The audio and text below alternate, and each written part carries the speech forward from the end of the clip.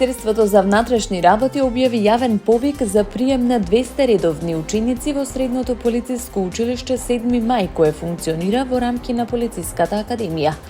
Со конкурсот им се овозможува на учениците кои успешно ја завршиле првата и втората година од средното образование да го продолжат своето школување во полициското училиште, доколку ги исполнуваат пропишаните услови. Според објавениот повик, кандидатите треба да бидат државјани на Република Македонија, да немаат наполнето 18 години на денот на објавувањето на конкурсот, активно да го користат македонскиот јазик и да бидат здравствено и психофизички способни за извршување на полициската професија. Дополнително, потребно е кандидатите да имаат најмалку општ успех добар во првата и втората година од средното образование, како и да немаат изречени педагошки мерки во училиштето од кое доаѓаат. Од Министерството посочуваат дека со овој повик имаат цел навремено да обезбедат нови кадри за потребите на полицијата и да го зајакнат интересот кај младите за полициската професија. Во зависност од потребите на институцијата ќе продолжат да се реализираат и досегашните едногодишни основни обуки за полицајци, како дополнителен начин за пополнување на полициските редови. Во текот на изминатото деноноќе, полициски службеници на територијата на целата држава лишиле од слобода 13 лица кои управувале моторни возила без возачка дозвола.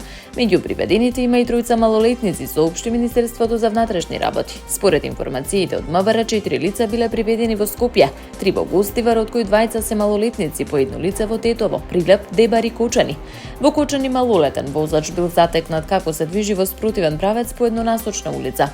Во рамки на засилените сообраќајни контроли, полицијата привела едно лице во Скопје кое управувало возило под дејство на алкохол, како едно лице во Гостивар кое возело и покрај тоа што му била изречена активна мерка за забрана за управување со моторно возило. Од Министерството информираат дека по целосното документирање на сите случаи ќе бидат поднесени соодветни кривични пријави против сторителите. Воедно МВР апелира до сите учесници во сообраќајот да ги почитуваат сообраќајните правила и прописи, да не управуваат возила без положен возачки испит под дејство на алкохол или во период кога имаат изречена забрана за управување.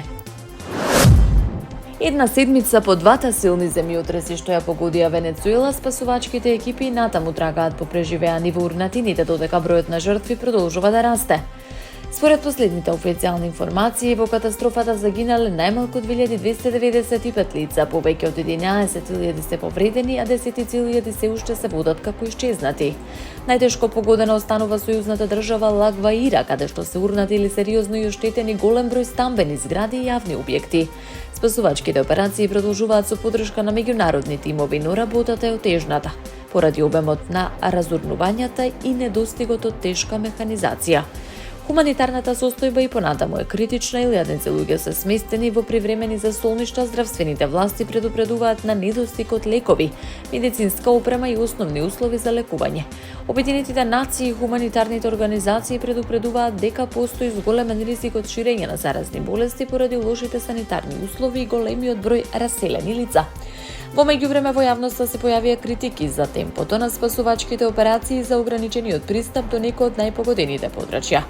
Американската геолошка служба уште во првите часови по земјотресите процени дека конечниот број на жртви може да биде значително поголем, врз основа на јачината на потресите и степенот на уништување. Експертите нагласуваат дека точниот биланс ќе може да се утврди дури по завршувањето на спасувачките операции и целосното расчистување на погодените подрачја.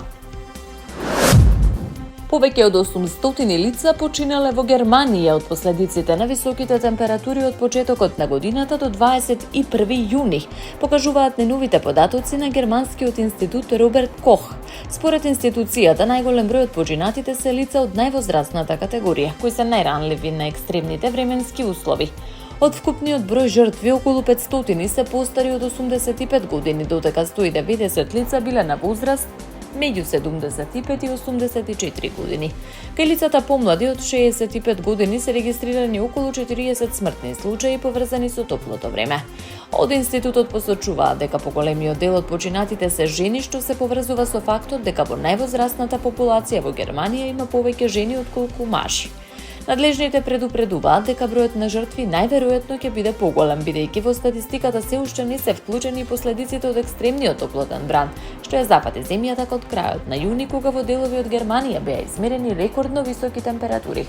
Според институтот Роберт Кох, смртните случаи најчесто се резултат на директен топлотен удар или на влошување на постојните здравствени состојби поради продолжената изложеност на високи температури. Податоците покажуваат дека екстремната жештина останува сериозен јавноздравствен предизвик во Германија. Најтешка беше 2018 година, кога според проценката на овој институт од последиците на топлотните бранови починале околу 8.000 лица.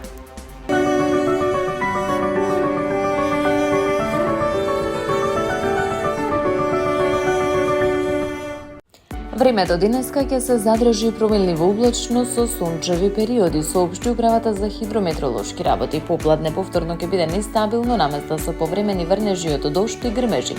Локално процесите ќе бидат поинтензивни во форма на невреме со пообилен пороен дожд, електрични празнења, силен ветер и појава на град.